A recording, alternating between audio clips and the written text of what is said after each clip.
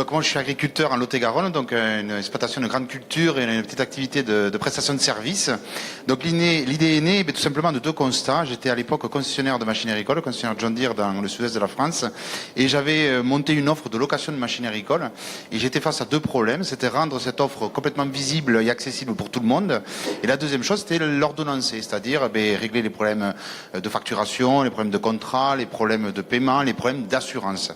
Donc là, l'idée déjà est née de créer une plateforme. Et puis, quand j'étais agriculteur, quand je rentrais dans mon exploitation, j'ai dû renouveler un tracteur qui était un très gros tracteur. J'ai dû le renouveler. J'étais devant des masses d'investissement assez importantes. Et je me suis dit que c'était juste pas raisonnable pour un tracteur qui allait travailler 3 mois par an et que, inévitablement, je pourrais peut-être soit en louer un ou peut-être moi, si je venais à l'acheter, peut-être le louer à un réseau. Mais en bon agriculteur, tu l'as acheté? Un bon agriculteur, j'ai acheté en occasion, ça c'est sûr. J'en avais, mais WeFarmUp n'était pas créé à l'époque, je te le rappelle. Hein. Et derrière, donc il y a eu une rencontre en effet avec Jean-Paul qui a été ensemble, on a catalysé, et on a mis en œuvre WeFarmUp depuis 2014 et c'est lancé en octobre 2015. Voilà. Alors effectivement, c'était le premier site de co-farming puisqu'on a bien cette notion de partage entre agriculteurs et puis à la fois, quelque part, vous interconnectez les hangars. Alors notre métier à nous, là c'est ce qu'on œuvre quasi de manière quotidienne sur le sujet, c'est vraiment de connecter les hangars et de vraiment faire l'inventaire des machines qui sont disponibles sous ces hangars-là. Il y a des millions, des milliards de capitaux qui dorment sous les hangars. Et des agriculteurs continuent à s'endetter de manière assez lourde parfois pour avoir accès à la machine agricole. Donc l'idée c'est vraiment de faire apparaître ces machines et si on connectait tous les hangars autour de nous, même ici à Villepinte, il est évident qu'on ferait apparaître des centaines de tracteurs, des centaines de moissonneuses-batteuses, de semoirs, d'outils de travail du sol, etc. Et c'est la puissance justement de les plateformes de co-farming qui permettent de faire afficher ces annonces-là, ces machines qui sont finalement très peu utilisées, donc disponibles.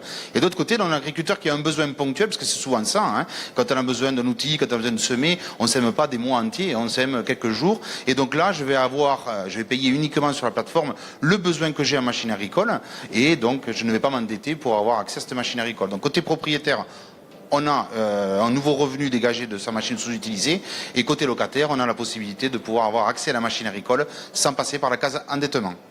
Aujourd'hui, vous en êtes où? Aujourd'hui, donc, on est lancé depuis un peu plus d'1 an. On a 4000 agriculteurs qui sont d'ores et déjà connectés à la plateforme WeFarmUp et on a 3000 machines qui sont déjà apparentes sur le site. Et ça veut dire que vous êtes devenu la première concession de France? On est sûrement l'hangar le plus important de France, ça c'est certain, et d'ailleurs c'est un hangar très interactif parce que pour le coup on peut aller chercher les machines quand on en a envie. Et que vous ne faites pas de la vente mais de la location? On fait que de la location bien entendu. Est-ce que vous êtes complémentaire des systèmes existants? Ou au contraire, une remise en cause? Non, on est un complément et on expliquait ça. D'ailleurs, ça a été verbalisé un peu dans le livre blanc qu'on a rédigé. C'est vrai que de manière séculaire, l'entraide agricole entre voisins de terre a existé. Certains parlent du XIIIe siècle, donc on remonte très loin. Dans nos ères modernes, en 1945, les CUMA sont arrivés, c'est-à-dire c'est le principe de l'endettement en commun et l'usage en séquence de la machine agricole. Mais il est en train de naître une nouvelle façon de coopérer entre agriculteurs et la plateforme permet de gérer véritablement des multitudes parce que ces machines-là sont vraiment toutes apparentes et elles peuvent s'agréger.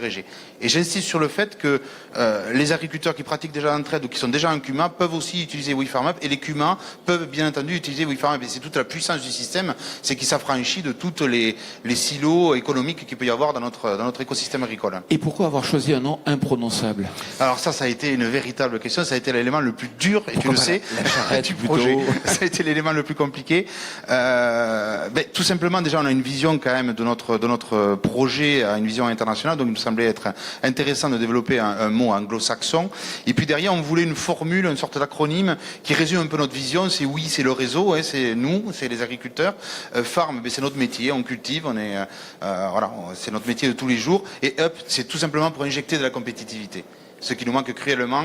Et quand on voit, et c'est une statistique qui est apparue il n'y a pas très longtemps, pour générer 10 000 euros de valeur dans le monde agricole, il faut avoir 50 000 euros de capital, ça laisse poser un certain nombre de questions et surtout des dettes qui sont associées à ce capital-là.